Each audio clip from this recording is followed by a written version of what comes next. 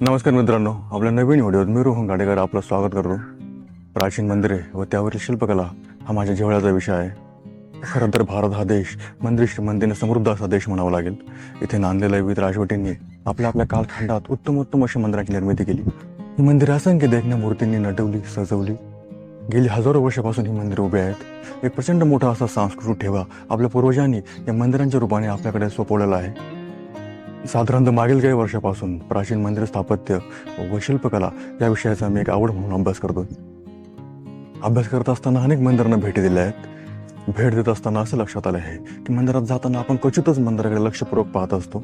अशा वेळ वाढते अथक परिश्रमाने विविध प्रकारच्या कलाकुसरींनी देवदेवतांच्या शिल्पांनी सजवलेली ही मंदिरे आपण डोळा भरून पाहायला हवीत.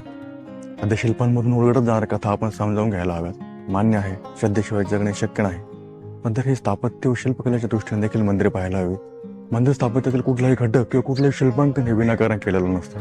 त्या पाठीमागे काहीतरी उद्देश असतो, कार्यकारण भाव असतो, तो आपण समजावून घ्यायला हवा. वास्तविक आपल्याकडे असलेली प्राचीन मंदिरे हे त्या काळात विशिष्ट हेतूने बांधण्यात आलेले आहेत. त्यांच्यावर कोरलेली मूर्ती प्रतीके हे त्या विशिष्ट काळावर प्रकाश टाकत असतात. त्या दृष्टीने आपण मंदिर पाहायला हवे. खरं तर मंदिर म्हणजे केवळ एक वास्तू नाहीये, तर तिच्यात इतिहास, अध्यात्म, वास्तुशास्त्र, शिल्पकला इत्यादी अनेक गोष्टींचा अंतर्भाव असतो. मंदिर ही एक सामाजिक संस्था असते. आपल्या गावात खूप सुंदर अगदी शिल्पसमृद्ध मंदिर असते. आपण तिथे नेहमी जात असतो, पण तिथे काय पाहायचं आणि कशासाठी पाहायचं हेच माहीत नसते. वास्तविक मंदिर स्थापत्य मूर्तीशास्त्र हे आपल्याकडे खूप प्रगत अवस्थेला पोहोचलं होतं. कुठलेही मंदिर किंवा कुठलीही मूर्ती घडवण्यामागे काही एक उद्देश असतो, तत्वज्ञान असते. ते समजावून घेतले की मंदिर एकदा पुन्हा नव्या रूपात व नव्या उत्साहाने पाहता येते. मंदिरातील घटकांची सांगोपांग माहिती व्हावी, मंदिर निर्मिती मागील उद्देश आपल्या ध्यानी यावा, यासाठी हा सर्व अट्टहास.